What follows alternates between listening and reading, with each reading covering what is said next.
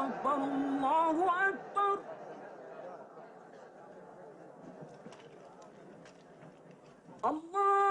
الله أكبر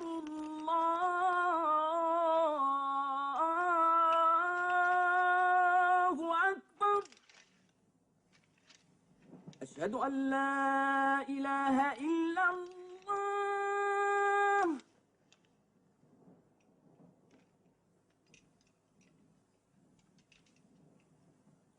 أشهد أن لا إله إلا الله.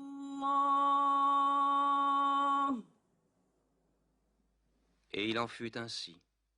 Mahomet ne prit aucune revanche, et il n'en autorisa aucune. Il déclara la Mecque territoire sacré. Nul ne pourra y verser le sang, ni abattre un arbre, ni tuer quoi que ce soit de vivant à la Mecque. Bientôt, toute l'Arabie fut convertie. Non seulement à la nouvelle religion, mais aussi aux nouvelles lois, aux nouveaux usages établis par l'islam. Le prophète avait vécu le temps d'accomplir son œuvre. Mais un jour, il commença à ressentir les prémices de la mort. Il lui restait à accomplir le dernier acte de sa prophétie, mettre le sceau à la religion.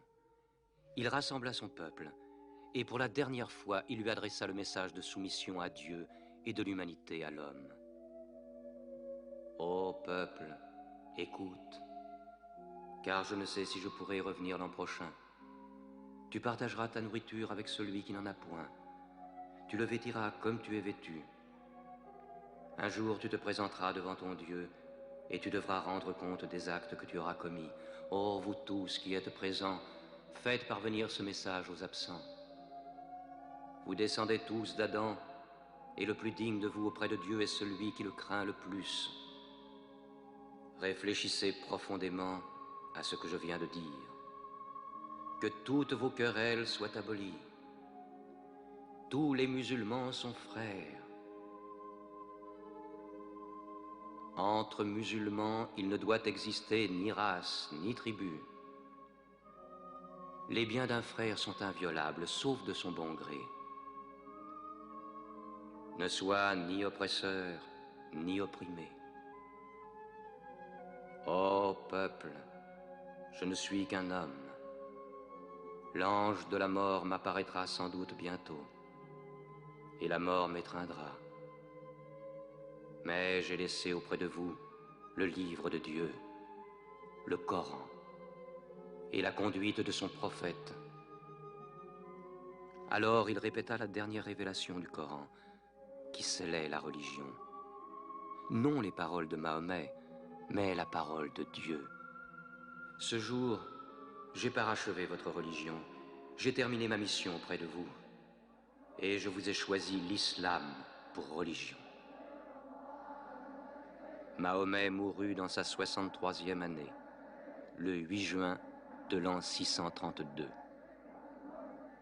Bon nombre de ses fidèles refusèrent de le croire. Comment un homme comme lui pourrait-il mourir?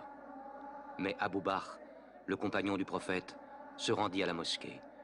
Que celui qui adorait Mahomet sache que Mahomet est mort, mais que celui qui adore Dieu sache que Dieu est vivant et qu'il ne peut pas mourir.